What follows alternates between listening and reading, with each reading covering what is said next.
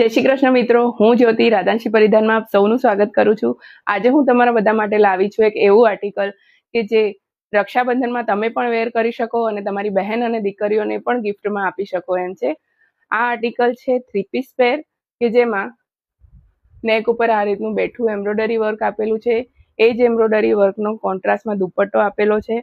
નીચે palazzo pant આપેલા છે અને પોકેટ પણ આપેલું છે।